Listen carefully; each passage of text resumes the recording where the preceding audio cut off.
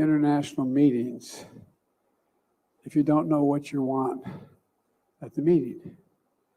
If you don't have a game plan. He may have a game plan. He just hasn't shared it with me. But I tell you what, I don't know about you, but I'm going to go to bed. Man, you cannot make this crap up, man.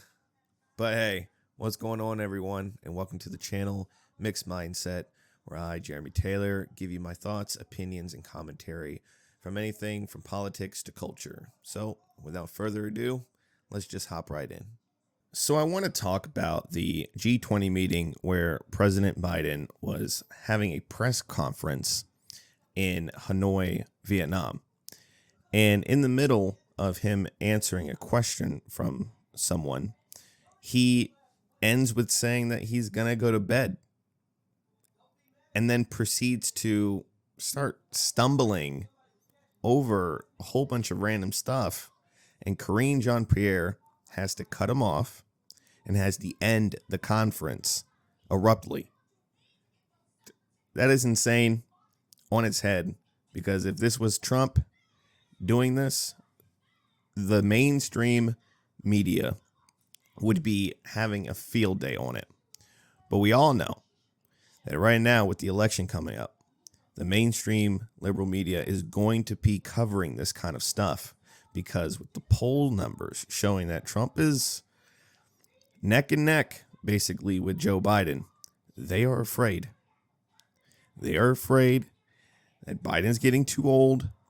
Biden is going to stumble his words like Mitch McConnell did a couple days ago.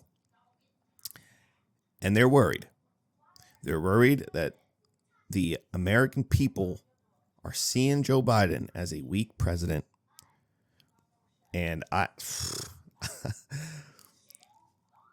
this is going to be one heck of a year for an election time, okay? I am so not pumped per se, but man, I cannot wait to see what kind of crazy stuff happens. But anyway, I want to show you the full clip of Joe Biden talking to the reporters and answering the question so you can get the full context of what actually occurred during this time of him saying, I'm going to go to bed. So without further ado, let's check it out.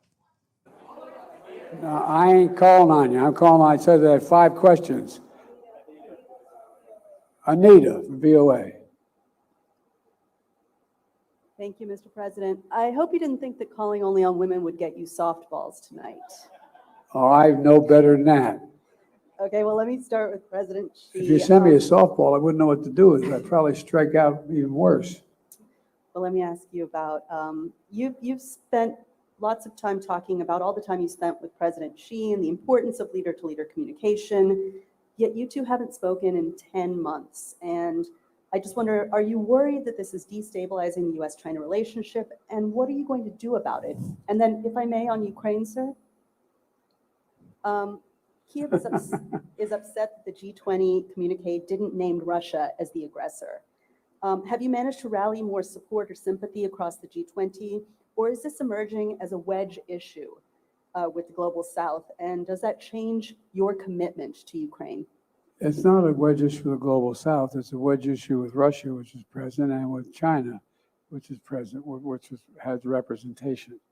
And and by the way, I am, my team, my staff still meets with President Xi's people and his cabinet, in effect. I met with his number 2 person here in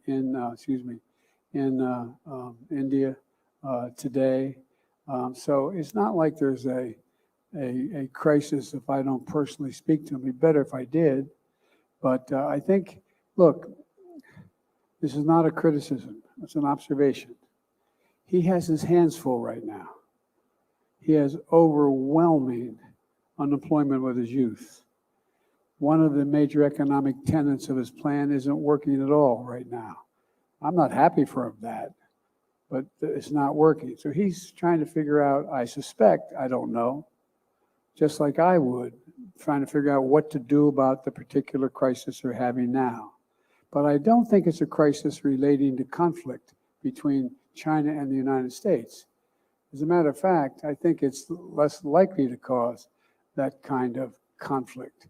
I don't, anyway, I just think that there are other things on leaders' minds, and they respond to what's needed at the time. And look, nobody likes having celebrated international meetings if you don't know what you want at the meeting, if you don't have a game plan. He may have a game plan. He just hasn't shared it with me. But I tell you what, I don't know about you, but I'm going to go to bed.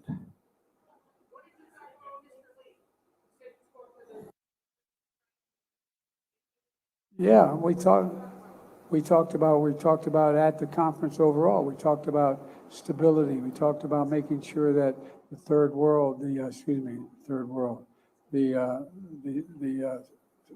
Southern Hemisphere had access to changes, had access. It wasn't confrontational at all. Thank you, everybody. This ends the press conference. Thanks, everyone. Thank you. Thank you. Well, there you have it. You saw it right there, man. Joe Biden is stumbling over his words, talking about he's going to go to bed. He's starting to become incoherent during that ending part, and Karine Jean Pierre just has to cut him off because she knows he's gunning off the rails there, and who knows what he's going to say, right? What kind of president are we going to have that we don't know what he's going to say and when he's going to say it? Because that's exactly what they're thinking. That's why she had to cut him off. It's wild, man. And we all just kind of go about our day thinking that it's completely normal and the orange man is completely bad. Everything that he said was 10 times worse than Joe Biden. I never saw Trump get cut off by his press secretary or anyone by that matter. I never heard Trump stumble over his words. Yeah, he might say a lot of wild stuff here and there, but at least you can understand what he is saying. And I don't know, man. The mainstream liberal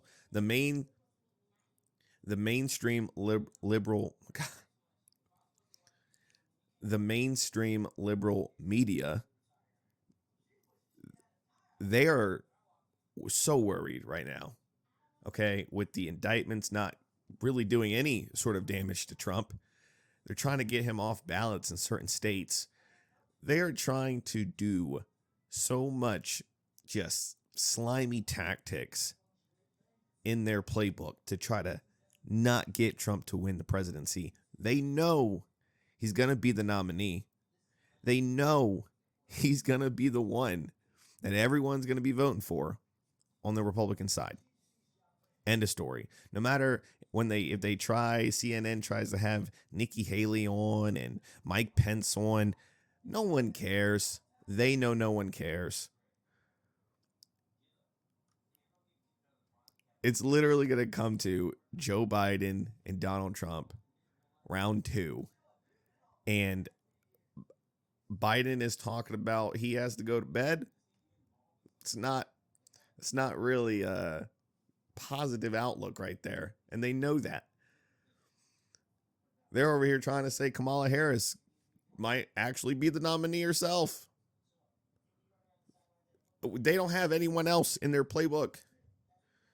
Gavin Newsom, maybe. Like I said, it's going to be a wild ride, man. It's going to be one heck of a year. I hope people don't go bananas and do a lot of stupid crap because the Republicans, we don't need a lot of people doing a lot of stupid crap on our side, okay? We really can't. Stay calm, stay peaceful. Just, vote with your voice. Yeah, just, man, look, the Democrats are destroying themselves inside and out. Black people over here looking at the indictments like, yo, this ain't looking too right, man. It's kind of looking a little sus. So, we're just going to go with Trump. Like, it's crazy. But, yeah, I'm just rambling right now. But you saw that. I saw that. Who knows what's going to happen. But, hey, that's all I got for this video. If you have anything else to say, please comment down below, like this video, share this video. And also, I just want to say I appreciate you guys for coming on to the Mixed Mindset. Peace.